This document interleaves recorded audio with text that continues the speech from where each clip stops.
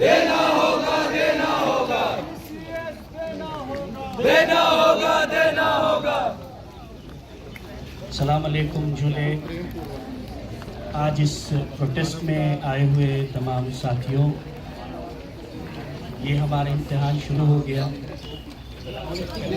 आने के साथ बारिश शुरू हो गई, लेकिन गर्मी बारिश सख्तियाँ आएंगी।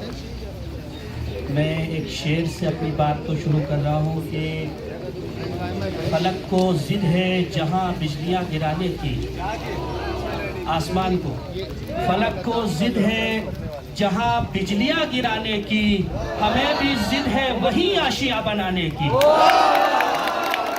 साथियों, सबसे पहले उन दोस्तों का शुक्रिया अदा करता हूँ जिन्होंने लद्दाख के इस अजीम प्रोटेस्ट को सपोर्ट करने के लिए अपने कीमती वक्त निकाल कर आज यहाँ आए हैं। और मीडिया के हजरात और आप सब के लिए मैं बयान कर रहा हूँ कि आज ये लद्दाख की आवाम, लद्दाख के युवा, लद्दाख की बुजुर्ग महिलाएं सड़कों पर क्यों उतरी है। और आपको मैं बताना चाहता हूं कि लद्दाख की इस आवाम की जिद्दोजहद के पीछे आखिर वो कौन सा कारण है जो इनको इस सर्दी और सख्ती के बावजूद इन सबको सड़कों पर लाकर खड़ा कर दिया। मैं आपसे कहना चाहता हूं, लद्दाख की जनता वो जनता है कि जिसने 1947 में जब लद्दाख पर जम्मू कश्मीर के दीगर इलाकों की तरह लद्दाख पर भी पाकिस्तान के कबायलियों ने हमला किया, तो उस दौर में लद्दाख के किसी शहंशाह ने, लद्दाख के किसी राजा ने, लद्दाख के किसी हुक्मरान ने भारत की सेना के साथ ट्रीटी ऑफ एक्सेशन साइन नहीं किया था। महाराजा हरि सिंह ने जरूर साइन किया, लेकिन जब आप देखते हैं कि ऐसी सर्दी थी नवंबर के महीने में शदीद बर्फ थी और भारत की सेना ट्रीटी ऑफ एक्सेशन के बाद जोजिला को अबूर करते हुए, पार करते हुए निकल रही थी। भारत की सेना पहली बार लद्दाख की सीमाओं के अंदर जा रही थी। और जो आज लद्दाख में घूमने आते हैं, आप सबको पता है, जब गर्मी के मौसम में आप आते हैं तो अपने साथ जैकेट लेकर आते हैं, अपने साथ वैसे शूज लेकर आते हैं, गर्म कपड़े लेकर आते हैं। 1947 में की सेना लद्दाख की धरती पर थी तो भारतीय सेना को पता नहीं था कि उन रास्तों पर चला कैसा जाता है, वहां कपड़े कैसे जरूरी होते हैं, वहां किस तरह से आया जाता है। मेरे दोस्तों, ये लद्दाख की जनता थी, ये लद्दाख की आवाम थी जिन्होंने उस सर्द मौसम में जोजिला पर भारतीय सेना का स्वागत किया।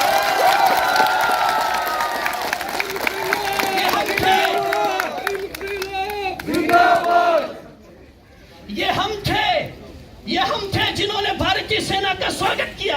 ये हम थे जिन्होंने भारत को गले से लगाया। हम भारतीय बाई चांस नहीं है, बाई चॉइस भारतीय है।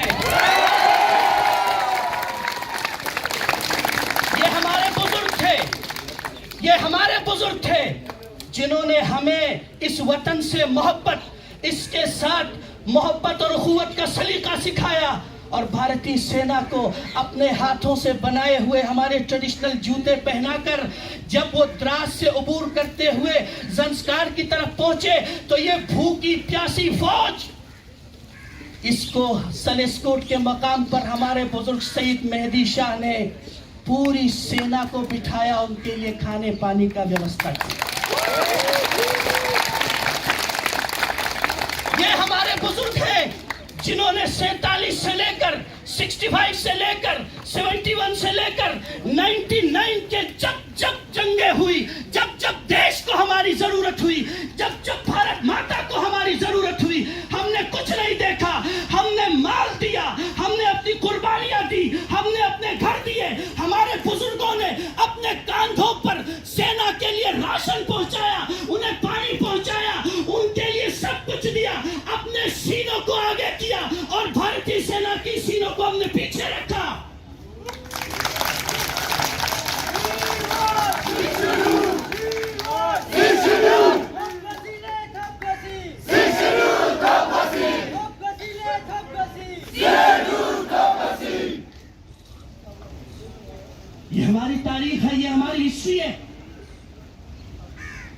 और हमें गर्व है कि हम उस अजीम मुल्क के बाशिंदे हैं जिस मुल्क को सींचा महात्मा गांधी जैसे हीरो ने।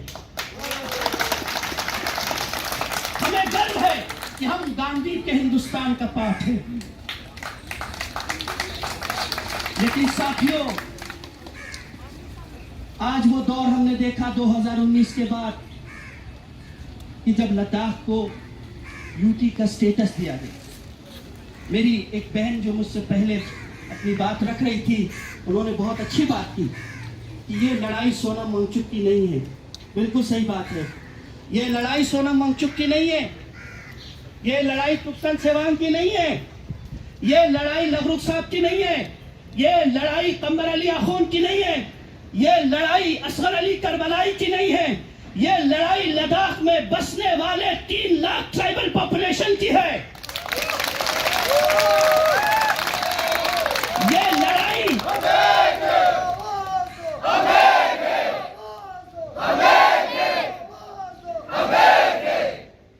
ये लड़ाई खरदुंगा की लड़ाई है, ये लड़ाई जोजिला की लड़ाई है, ये लड़ाई समोरिडी की लड़ाई है, ये लड़ाई लद्दाख के पहाड़ों की लड़ाई है, ये लड़ाई लद्दाख के जंगलों की लड़ाई है, ये लद्दाख के हर जर्रे जर्रे की लड़ाई है, ये लद्दाख के हर बच्चे की लड़ाई है।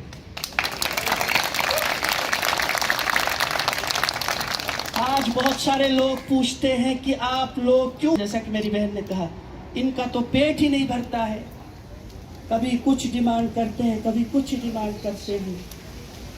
हमने डिमांड तो किया, लेकिन क्या करें, साहब ने एक मर्सिडीज तो दी, बढ़िया मर्सिडीज थी, बहुत बढ़िया मर्सिडीज थी, लेकिन इंजन निकाल के अपने पास रख लिया।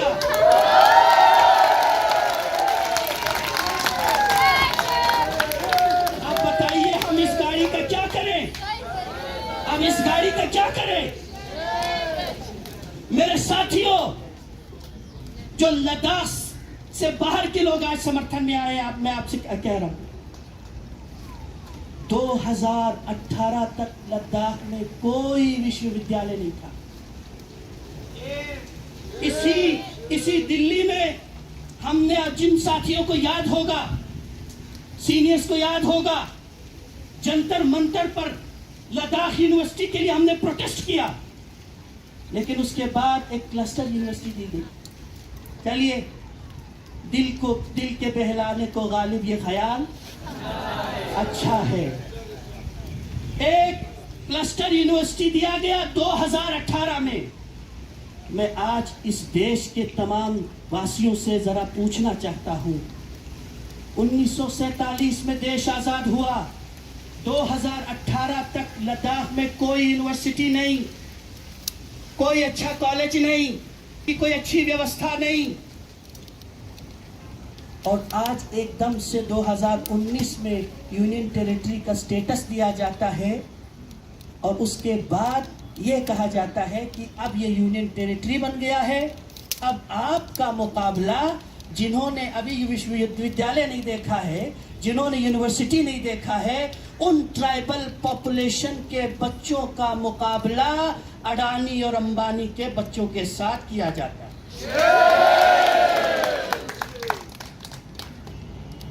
आप ईमानदारी से बताइए, क्या ये जस्टिस है?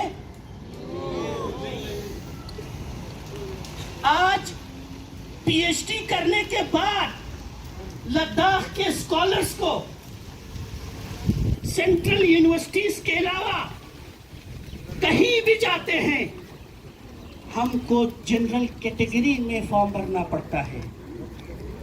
मैं इस देश की जनता से पूछना चाहता हूं, क्या वो इंसान के जिसने 2018 तक विश्वविद्यालय न देखा हो अच्छे से अपने माहौल में, क्या उसके लिए संभव है कि वो दूसरी जनरल कैटेगरी के स्टूडेंट्स के साथ कंपीट कर सके?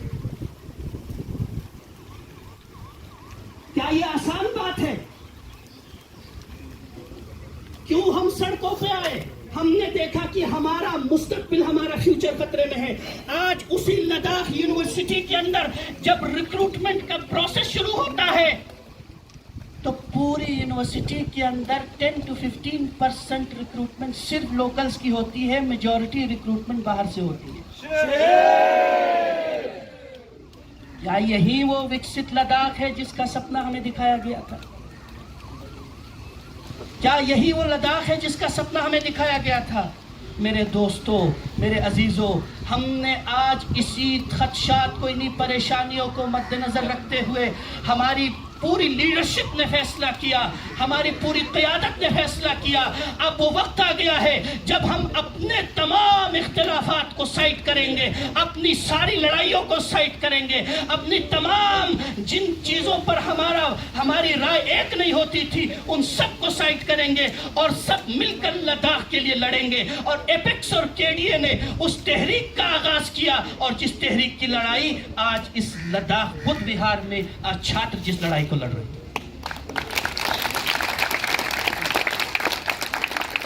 और एक अहम बात मैं अपने इन साथियों से कहना चाहता हूं, अपने दोस्तों से कहना चाहता हूं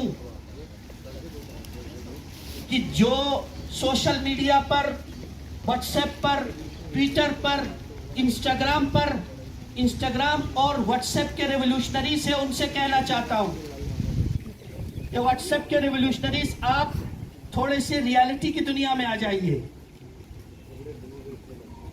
खुदा के लिए ऐसा कोई कमेंट मत करिए, ऐसी कोई बात मत करिए, ऐसा कोई बयान मत दीजिए जिससे हमारे दरमियान इख्तिलाफ और दूरी पैदा हो।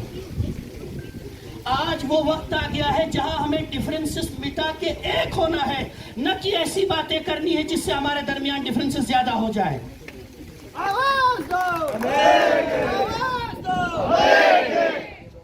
कोई ऐसी बात मत करिए। एक मिसाल देता हूं ताकि बात आपको समझ में आ जाए और दूर तक याद रहे। एक जंगल था, जंगल में एक शेर था। क्या था? शेर। हाँ, शेर बूढ़ा हो गया तो दूसरा शेर आ गया, दोनों लड़ते रहते थे। बात समझ में आई? दोनों लड़ते रहते थे। वो एक दिन जब वो शेर बहुत ज्यादा बूढ़ा हो गया तो उस जंगल के दूसरे जितने भी दरिंदे थे सबने मीटिंग की कि ये सही टाइम है, इस पर हमला करते और इस पर हमला करके इसको खत्म करते। जब उस जंगल के दीगर सारे जानवरों ने उस बूढ़े शेर पर हमला किया तो वो जो नौजवान शेर था वो उसकी सुरक्षा के लिए आगे आया, उसकी जान बचाई, उसको दूसरों से बचाया। फिर उस बूढ़े शेर ने कहा, अरे भाई, तुम्हारा और मेरा तो झगड़ा था, तुम तो मेरी किसी बात को पसंद नहीं करते थे, तुम तो ये कहते थे द्यूस आओ जरन, द्यूस एव जरन, द्यूस एव चांद, द्यूस आओ पाइनो, खो आ पाइनो, खो दियो पाइनो। जवान शेर ने एक बात कही जो आज आप और हमारे लिए एक अहम मैसेज है। उसने कहा, ए शेर, मेरी ये बात ध्यान से सुनो। हाँ, मेरे और आपके बीच में डिफरेंस है, मेरे और आपके बीच में इख्तिलाफ है, लेकिन हम अपने इख्तिलाफ को कभी इस हद तक नहीं ले जाएंगे कि शेरों की लड़ाई के बीच में जंगल के भेड़िए फायदा उठाने लगे।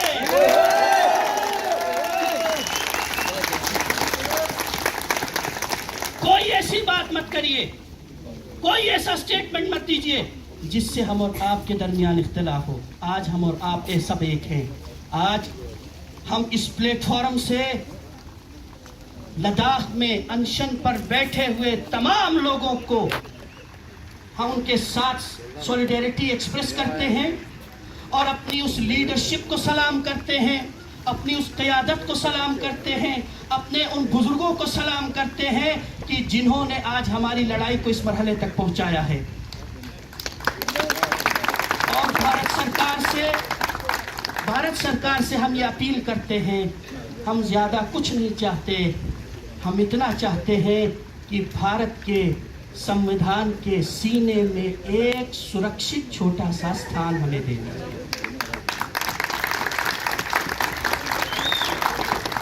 एक महफूज जगह। बस मैं अपनी बात को ख़त्म कर रहा हूँ इस बात के साथ कि दोस्तों ये लड़ाई लंबी चलेगी, ये संघर्ष लंबा चलने वाला है, इसलिए हम और आपको अपने आप को तैयार करना है। 2-3 अहम बातें। पहली बात तो ये कि हम लद्दाखी अपने डिसिप्लिन के लिए जाने जाते हैं। इन डिसिप्लिन हमारी पहचान नहीं है, इसलिए जब भी हम प्रोटेस्ट करें हम अपनी बात रखें, डिसिप्लिन के दायरे में रखकर बात करें। और मेरी गुजारिश है दोनों स्टूडेंट यूनियन के रिप्रेजेंटेटिव से कि आप एक कोऑर्डिनेशन कमेटी का गठन करें जो इस पूरी प्रोटेस्ट को, पूरी कार्रवाई को आइंदा तक के लिए कोऑर्डिनेट करें। और तीसरी बात, ज़्यादा से ज़्यादा लोगों तक पोलाइट वे में अपने मैसेज को पहुंचाएं कि लद्दाख आज किस तरह से लड़ रहा है, झुलस रहा है और अपनी मांगों को लेकर आज सड़कों पे उतरा है। आखिरी बात, और लद्दाख के एक शायर के चंद शेर के साथ अपनी बात को ख़त्म करता हूँ। आपने बहुत से शायरों को सुना होगा, आपने गालिब को सुना होगा, आपने इकबाल को सुना होगा, आपने फैज़ को सुना होगा। मैं आपके सामने लद्दाख के एक शायर खुमार लद्दाखी की कुछ शेर के साथ अपनी बातों को ख़त्म कर रहा हूँ। और शेर अर्ज़ करता हूँ कि हम लद्दाखी हैं गुलिस्तान मोहब्बत के अमीन, हम लद्दाखी हैं गुलिस्तान मोहब्बत के अमीन, हमसे ही हिंद कहे ताज जहां भर में हसीन, हमसे ही कोहे हिमालय कहे सीना चौड़ा, क्योंकि हमने ही भरम रंग व नस्ल का तोड़ा, क्योंकि हमने ही भरम रंग नस्ल का तोड़ा। और सुनिए कि हम लद्दाखी हैं जो पत्थर में भी घर करते हैं, हालते जंग में सीनों को सिपर करते हैं, हालते जंग में सीनों को सिपर करते हैं। इसलिए तो है पहाड़ों में अजब सी खुशबू, हाँ जो बिखरा है पहाड़ों में शहीदों का लहू, हाँ जो बिखरा है पहाड़ों में शहीदों का लहू। हम लद्दाखी हैं मतीन और बड़े दिल के कुशाद, हम मिलनसार मगर अज़्म हमारा फौलाद, हम फर्द माया नहीं बेश बहा मोती है, पूछ इकबाल से हम मर्द कोहिस्तानी हैं। बहुत